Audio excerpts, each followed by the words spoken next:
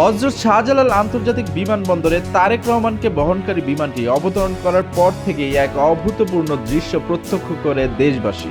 বিমানবন্দর থেকে অভ্যর্থনা কেন্দ্র পর্যন্ত দীর্ঘ কয়েক কিলোমিটার সড়কের দুপাশে কয়েক লাখ নেতাকর্মী ও সমর্থক তাকে স্বাগত জানাতে ভিড় করেন। এ সময় তার পরনে ছিল হালকা ধূসর চেক ডিজাইনের ব্লেজার ও সাদা শার্ট। তবে সবচেয়ে বেশি আলোচিত হয়েছে বিমানবন্দর থেকে বের হওয়ার সময়কার তার সেই মুহূর্তটি। বিমানবন্দরে পা রেখেই তিনি পায়ের জুতা খুলে ফেলেন। খালি পায়ে বাংলার মাটিতে দাঁড়িয়ে এক মুঠো মাটি হাতে তুলে নেন।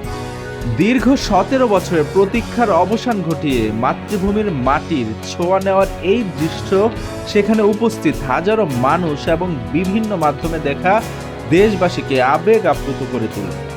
এরপর বিমানবন্দর থেকে পুরো রাস্তা বাসের সামনে দাঁড়িয়ে হাত নেড়ে জনগণের ভালোবাসার জবাব দেন।